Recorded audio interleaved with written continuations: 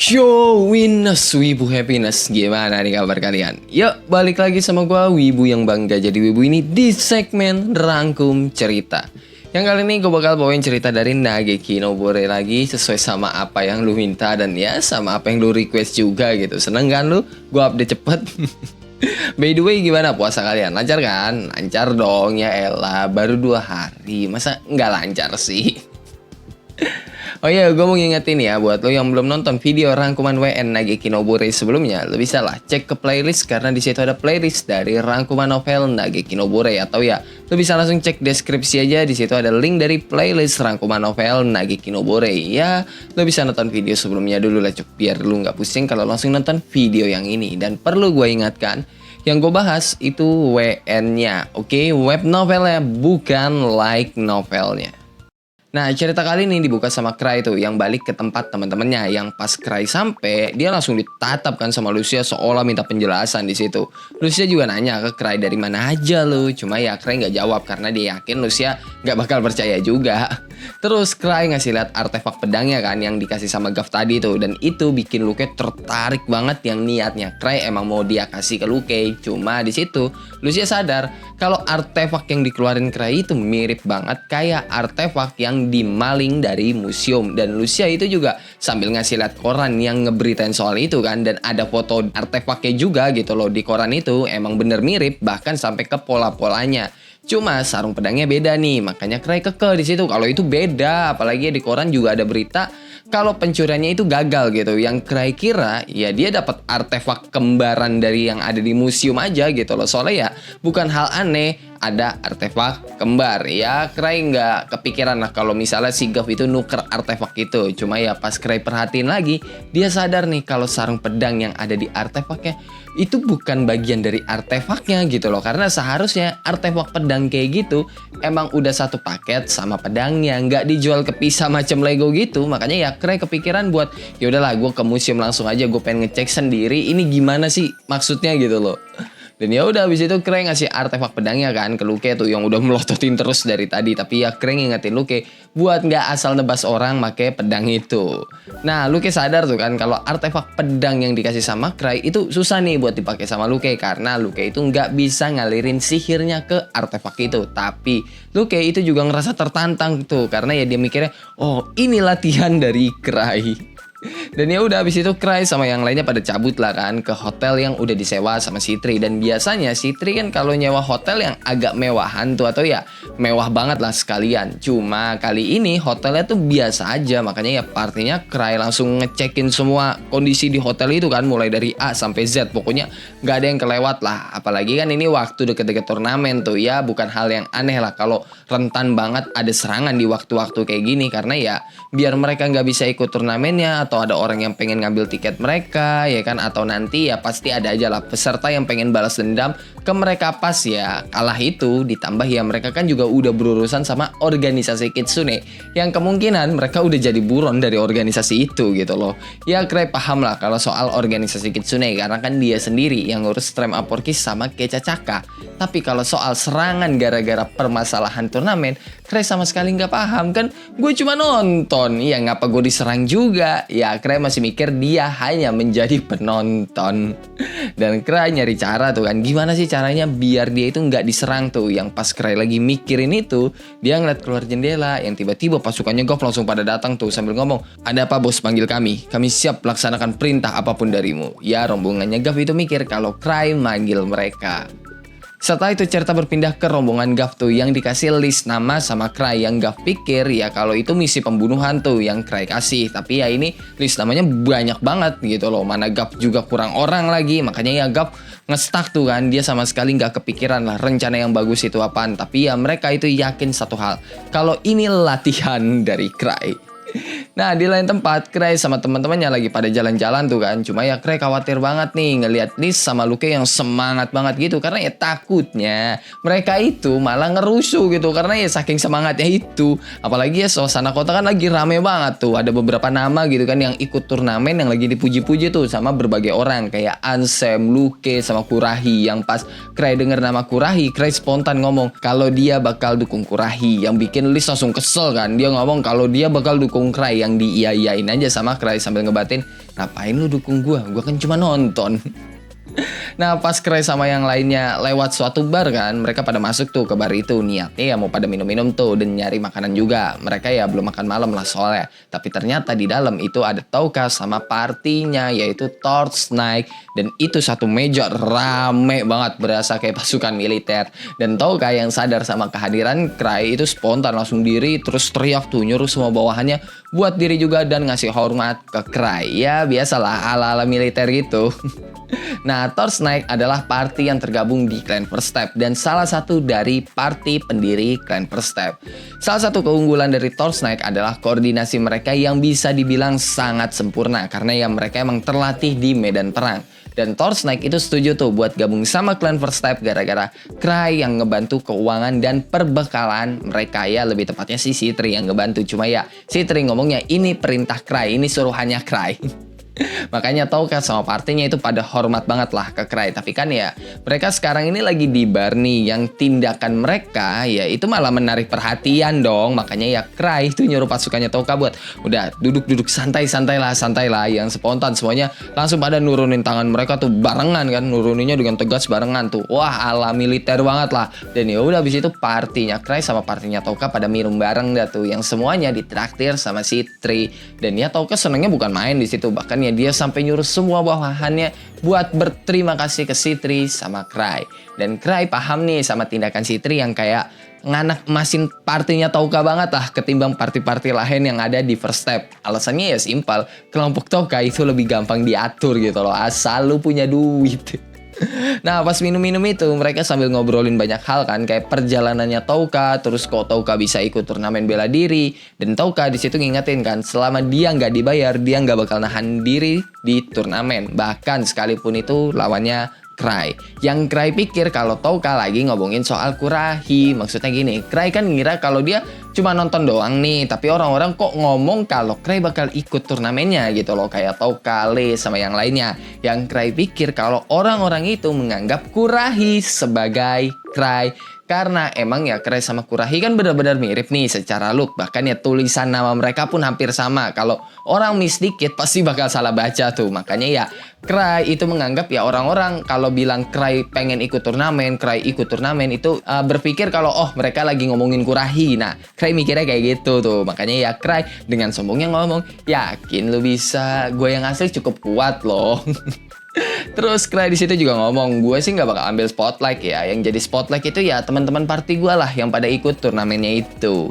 Nah pas lagi ngobrol gitu, Cry merhatiin bawahannya Touka kan yang banyak banget. Dan Cry asal nebak aja tuh kalau bawahannya Touka kayaknya makin banyak deh. Makanya Cry tanyain kan, yang spontan Touka kaget banget. Apalagi ya Cry itu sampai tahu tuh jumlah orang baru di pasukannya Touka 11 orang. Padahal yang lain belum pada tahu, Citri aja nggak tahu. Ya wajar lah Touka kaget lah. Bahkan ya wine yang lagi dia tuangin ke Cry itu sampai tumpah tuh saking kaget ya. Dan di situ Touka langsung muji-muji Cry kan. Cuma diceletukin tuh sama Citri, mana orang barunya, perasaan gak ada deh. Yang kalau kata Touka, member barunya lagi pada ngejalanin misi rahasia, mereka lagi gak ada di sini. Yang spontan Cry kaget lah, karena kan tadi dia main asal tebak aja tuh. Dan dia makin kaget lagi pas Touka tiba-tiba minta maaf kan sambil nunduk 90 derajat tuh, posisi ruku lah ya. Dan itu ngebuat Cry jadi kayak gak enak banget lah. Makanya Cry nyuruh Touka buat berhenti tuh. Lagian ya dia gak mempermasalahkan juga Touka yang menambah pasukannya lagi. Soalnya ya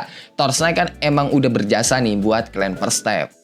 Nah, Touka ceritakan tuh soal dia sama pasukannya yang lagi nyari banyak buronan yang biasanya muncul di turnamen bela diri. Terutama ya orang-orang yang ngincer Cry sama partinya. Yang spontan Luke sama Liz langsung seneng banget kan tuh. Mereka malah nggak sabar nih buat ketemu orang itu, yang langsung diomelin sama Lucia. Yang ngingetin, wey tujuan kita kesini mau ngapain? Wey. Sedangkan Cry dia malah kepikiran kan tuh buat kenalin Touka sama rombongan Gav yang lagi ngatasin masalah yang sama. Tapi ya Cry itu menyarankan mereka tuh buat pakai topeng rubah dulu sebelum ketemu rombongannya Gav, karena ya kayaknya pasukannya Gav itu pada sensitif deh sama orang-orang yang nggak pakai topeng rubah. Nah, di lain tempat, rombongan Gav lagi bikin rencana tuh kan buat ngejalanin tugas dari Cry. Tapi ya ada salah satu orang yang ragu nih sama rencana yang mereka bikin. Soalnya ada satu organisasi yang emang lagi mereka manfaatin tapi malah minta dihancurin sama Cry dan Gav. Jadinya juga mulai ragu tuh di situ karena ya dia mikir nih Cry beneran eksekutif di organisasi Kitsune apa bukan sih? Tapi ya seorang ngingetin kalau matanya itu nggak mungkin salah lah buat menilai topeng yang dipakai Cry. Dan ya mau nggak mau Gav harus percaya juga karena ya organisasi Kitsune itu emang make mata Miko yang emang dapat berkah dari Dewa Rubah buat menilai kekuatan topeng Kitsune. Jadi ya nggak mungkin lah Sora itu salah lihat, yang mau dibilang salah enggak, dibilang bener juga enggak sih. Oh iya, soal Dewa Rubah itu Mother Fox ya, yang emang mereka nyebutnya itu Dewa Rubah tuh. Satu-satunya manusia yang berani nyebut nama langsungnya Mother Fox cuma Cry doang nih. Nah, pas Gav sama Sora lagi diskusi itu kan, gak lama anak buahnya Gav datang tuh sambil ngasih tau lah kalau Gav sama Sora dipanggil sama Cry. Yang ya udah langsung mereka samperin tuh, yang lokasinya ada di hotel mewah gitulah, tempat yang bener-bener gak cocok buat organisasi rahasia macam mereka ngumpul gitu. Nah, di situ Cry muji-muji Gav sama Sora kan yang beneran datang tuh. Terus Cry juga ngenalin temennya yang pakai topeng rubah Crimson yang dipanggil Tsuneko yang bakal ngebantu misinya Gav. Karena ya Cry yakin kalau Gav pasti butuh bantuan tuh, dan Gav di situ udah kehabisan kata-kata tuh. Dia udah nggak ngerti lagi sama apa yang Cry lakuin karena ya dari baju sama pedangnya Tsuneko, Gav tahu nih kalau Tsuneko itu Touka gitu loh, salah satu orang yang harusnya jadi target organisasi Kitsune, tapi kok ini malah jadi teman mereka. Cuma ya Gav sebagai bawahan nurut aja udahlah. Habis itu ya dia nggak bawa Touka cabut tuh, dan Cry lega di situ pasti siapa Touka sama Gav cabut. Tapi ya dia juga bingung kok Sora nggak ikut, yang kalau kata Sora dia siap dalam tanda kutip ya ngelayanin Cry sang Byakko utusan Dewa Rubah, karena ya emang udah jadi tugasnya Miko Dewa Rubah. Yang spontan Cry ngomong, Byakko? Apaan itu Byakko? Gue bukan Byakko, cok. Nah, Sora menganggap Cry Byakko itu kan gara-gara topengnya Cry tuh. Makanya ya Cry nanya, emang topengnya selangka itu apa? Lagian ya ngapain juga ada orang pada kagum sama topeng begini doang. Yang spontan Sora kaget, bingung, panik, semua perasaan dicampur jadi satu tuh. Sampai Sora nengok-nengok ke belakang kan, mastiin udah nggak ada Gav atau bawahannya lah. Nah, Sora di situ nanya, maksud fans topeng rubah sama Cry bukan Byakko itu apaan? Yang Cry jelasin lah, kalau dia itu mengira Gav sama yang lainnya macam fans group atau kelompok sirkus aja udahlah. Soalnya ya mereka kan pada pakai topeng rubah, sedangkan Byakko ya Cry bukan Byakko. Dia dapat topeng yang dianggap sebagai topeng Byakko itu ya dari dungeon. Bahkan ya Cry sampai pengen ngejual itu topeng tuh kalau seandainya topeng itu bukan artefak, karena ya topengnya itu kagak guna. Yang di situ Sora udah kehabisan kata-kata tuh, dia udah nggak bisa ngomong apa-apa lagi, sampai-sampai ya dia jatuh berlutut gitulah saking shocknya. By the way, dungeon yang dimaksud itu Lost In ya, tapi ya Cry nggak ngasih tahu soal Lost In, dia cuma ngomong dungeon aja lah.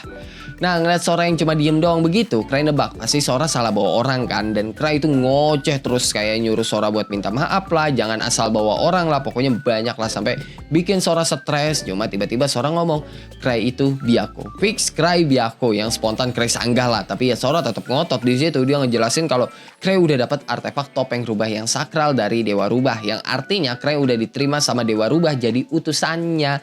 Ya Cry di situ tetap ngotot lah kalau Sora itu salah kan, tapi ya Sora juga nggak mau kalah tuh. Dia ngomong, gue ini udah dididik dari kecil jadi Miko, dan gue udah bisa mastiin nah kalau topengnya itu asli, berarti ya orangnya juga asli. Kalau ada orang di organisasinya nyebut gue salah, berarti mereka yang pengkhianat. Dan Cry di situ udah nggak ngerti lagi lah sama jalan pikirannya si Sora. Dia menganggap kalau Sora cuma ya udahlah nih orang cuma bocah bandel aja udahlah, karena ya umurnya Sora itu juga masih 15 tahun tuh, sepantaran sama Tino. Nah, Sora di situ ngomong kan kalau dia bakal ngebuat organisasi rahasia yang bernama Jubino Kage Kitsune, dan Cry yang bakal jadi leadernya. Yang spontan lah Cry tolak karena ya dia ingat nih nama Kitsune itu kan punya image yang buruk. Lagar sama Rosemary aja pengen ngeburu mereka kan, makanya ya Cry ngasih nama yang menurutnya lebih bagus tuh, yaitu Jubino Aburage. Yang spontan Sora malah kayak nggak percaya gitu sama cara penamaan Cry gitu loh. Ya macam ekspresi teman-teman Cry lah ya pas Cry ngasih nama party Griffin Soul gimana sih. Nah, Cry ngejelasin tuh kan kalau organisasi yang bakal mereka bikin itu bukan organisasi rahasia lagi, tapi bakal jadi perusahaan mendunia yang ngebuat bento Aburage, atau ya bento isi tahu goreng kripsi gitulah. Yang dalam hati Cry ngebatin ya Phantom di Lost In kan suka Aburage ya. Sedangkan Sora dia cuma pelangap-pelongo doang tuh denger ide gilanya Cry lah. Setelah itu cerita berpindah tuh ke Cry kan yang sampai malam terus diintilin aja tuh sama Sora. Cry udah nyuruh Sora balik tapi ya Sora ngotot gitu kan buat ikut, yang Cry kira ya Sora takut diomelin kalau dia balik ke rumah. Makanya ya Cry ngebawa Sora lah ke hotel yang udah disewa sama si Itri. Yang pas sampai sono Lucia kagetnya bukan main kan ngeliat Cry ngebawa cewek lain tuh. Tatapan mata Lucia nusuk banget seolah minta penjelasan sambil nanyain soal Sora tuh. Tapi ya Cry itu cuma ngomong kalau dia lagi kena sial aja udahlah. Yang spontan Lisa sama Luke langsung masuk tuh pas denger Cry kena masalah. Mereka kayak semangat banget kan yang langsung diusir tuh sama Cry. Nah di situ Sora nanya kan ke Cry, lu member Grieving Soul, dan langsung diyain lah sama Cry yang ngebuat Sora sempat panik bentaran tuh, tapi ya dia langsung ngomong oke tenang pilihan gue udah bener kok. Dan ya Cry ngacangin Sora aja tuh yang lagi nyari pembenaran kan. Terus Cry teriak lah manggil si Itri yang langsung disamperin lah tuh sama si Itri. Di situ Cry minta ke si Itri kan buat nyewain rumah kecil atau ya macam safe house gitu lah buat Sora, dan si Itri ngeduga buat ituan kan. Terus Cry juga jurus si Itri tuh bikin bento aburage buat tau lah. Dan si Itri di situ seolah paham tuh sama omongannya Cry. Maksud gue nih ituan sama taulah emang disebutnya gitu ya, ituan taulah tuh. Di novelnya emang kayak gitu, yang pas si Tri tanya butuhnya kapan, Cry ngomongnya sekarang, yang ya udah si Tri langsung gercep tuh kan. Sedangkan Lucia yang dari tadi ngeliatin doang itu nanya maksud taulah yang disebut Cry sama si Tri tadi apaan, tapi Cry cuma balas taulah ya taulah. Setelah itu cerita berpindah ke bangunan kecil yang ada di luar pusat kota tuh yang udah disewa sama si Tri, dan Sora di situ lagi meratapi nasibnya kan yang udah yakin bakal mati sih kalau ketahuan sama anggota organisasi Kitsune. Yang pas si Sora lagi galau gitu, Cry sama si Tri malah asik sendiri tuh ngeliatin tempat baru mereka, berasa ya dunia cuma punya mereka doang. Dan Sora yang masih galau tuh kan langsung nyari pembenaran lah, kayak udah ini kehormatan bisa melayani Byakuya sama. Tapi ya mendadak Sora jadi kesel tuh ngeliat si Tri ngeluarin aburage karena ya Sora itu nggak bisa masak tuh, sedangkan Cry sama si Tri masih ngomongin soal taulah itu sambil makan aburagenya. Nah besok ya tahu kak, Cry sama si Tri lagi ngebahas bisnis mereka tuh kan. Bukan bisnis aburage ya, tapi bisnis soal Toka yang disuruh bekerja sama dengan Gap. Dan Toka kagum banget tuh karena ya Cry ngebawain dia bantuan yang cukup kuat lah. Dan Toka juga ngomong kalau musuh mereka bisa aja jadi temen mereka di lain waktu. Cuma ya Toka itu pengen setidaknya kalau Cry kasih tahu dulu lah gitu kan ya. Cry di situ bingung dong sama omongan Toka, tapi ya tiba-tiba si Tri nyeletuk kalau Cry itu bisa manipulasi penjahat sesukanya. Jadi ya Toka harus bergerak seolah paham dong sama apa yang Cry lakuin, dan itu malah ngebuat Cry makin bingung lagi. Dia aja nggak tahu si Tri sama Toka lagi ngebahas siapa dan apa gitu loh. Dan ya walaupun Toka nggak puas ya sama omongannya si Tri, dia tetaplah menghargai bayaran yang dikasih pelanggannya itu, kecuali ya bayaran buat duel ngelawan Luke. Dan ya Cry paham lah Toka itu ogah duel sama Luke ya gara-gara makin seru pertarungannya, makin nggak kekontrol kekuatannya Luke. Jadi ya yang tadinya mereka sparring malah bisa jadi pertarungan hidup dan mati. Habis itu si Tri nanyain kan soal peserta di turnamen bela diri tuh, yang ngebuat Toka rada risih karena kan ya dia juga salah satu pesertanya. Tapi ya Toka tetap ngasih kertas informasinya ke si Tri tuh karena ya udah dibayar. Dan Toka juga ngasih tau lah kalau impostornya Cry bakal ikut turnamen itu. Tapi ya Cry malah ngebalas, hah? Kurahi impostor gua? Bukan lah, dia itu gua yang asli. Nah di lain tempat partinya Kurahi lagi pada panik tuh, kecuali Kurahi ya gara-gara ya diri mereka yang asli muncul tuh. Soalnya ya Elizabeth itu kan ngaku-ngaku sebagai Liz, terus Cole ngaku-ngaku sebagai Luke, dan Q3 ngaku-ngaku sebagai si Tri. Ya mereka pada bingung kan karena ya di party mereka tuh cuma Kurahi doang nih yang kuat. Apalagi ya Kurahi kan sampai dapat undangan tuh buat ikut turnamen bela diri. Tapi ya Kurahi ngebantah itulah. Dia ngomong kalau gue sendirian gue nggak bakal bisa sejauh ini tuh berkat kalian semua guys. Ya Kurahi ngomong gitu sambil ngingat semua usaha mereka kan ngelewatin banyak cobaan tuh, bahkan ya sampai ada di titik mereka dianggap sebagai kriminal. Tapi ya berkat usahanya Kurahi juga sampai dibilang sebagai apa ya, hunter sekuat level 8 lah, padahal ya Kurahi itu masih level 6. Dan benar kata si Tri kalau Infinity Skyflower emang nama panggilan Kurahi yang dia buat-buat sendiri karena takutnya kalau asosiasi yang ngasih ya dia dapat nama panggilan yang aneh-aneh gitu loh. Makanya ya Kurahi ikut turnamen bela diri tuh buat ngebentuk nama Infinity Skyflower-nya. Dan di situ Kurahi jadi keingetan soal Cry kan, gara-gara ya mikirin turnamen itu sambil mikirin Cry jadi nggak ya nyemangatin gua. Dan oke lah, cukup sampai di sini untuk cerita kali ini. Gimana nih cok menurut lo soal cerita kali ini? Bagus atau tidak? Coba tulis tanggapan lo di kolom komen. Apakah cerita ini cukup untuk menemani ngabuburit kalian? Yang gue yakin sih nggak cukup ya, karena bentar doang ini. Dan ya seperti biasa sebelum akhir video ini gue mau bacain beberapa orang yang telah komen di video-video sebelumnya. Yang pertama ada dari Tranah Tano. Bang, boleh upload 2 hari berturut-turut nggak buat next video? Bukannya gue nggak mau ya, tapi nggak bisa. Karena pertama, ini lagi puasa ya, mulut gue kering. Karena ya gue nggak selalu kalau upload record itu malam gitu. Kadang ya bisa record siang, kadang bisa record sore, kadang pagi gitu. Jadi ya nggak pasti malam. Dan kedua, gue buat bikin skripnya itu butuh waktu 1 hari. Jadi ya nggak bisa lah, kecuali ya gue nggak upload 5 hari atau gue nggak upload seminggu. Nah itu baru bisa tuh gue nyiapin 2 atau 3 skrip kan sekaligus ya. Kalau kayak gitu baru bisa lah. Cuma kalau space-nya cuma 1 hari atau 2 hari ya nggak bisa buat upload 2 video berturut-turut tuh nggak bisa. Terus kedua ada dari Haret. Nunggu dibacain WN Nageki kayak lagi nungguin anime ongoing. Lanjut bang. Yo lanjut, thank you ya Haret ya. Aduh atas donasi Anda dan dukungan Anda. Terus ketiga ada dari penonton. Mohon bantuannya. Yo mohon bantuannya juga penonton. Thank you atas donasi dan dukungan Anda ya. Dan terakhir ada dari Jumon. Saya sebagai pengikut Cray Andre berterima kasih atas rangkuman ceritanya. Semoga bisa lanjut sampai chapter terakhir. Yuk, thank you Jumon atas dukungan dan donasi Anda ya. Dan ya terima kasih juga mungkin kepada kalian yang ya telah menunggu konten-konten ini ya. Mau Jumon tadi terus Haret ya. Banyak lah ya. Dan ya itu aja buat beberapa orang yang telah donate di Saweria gua. Sekarang gue mau bacain beberapa orang yang telah komen di video-video sebelumnya.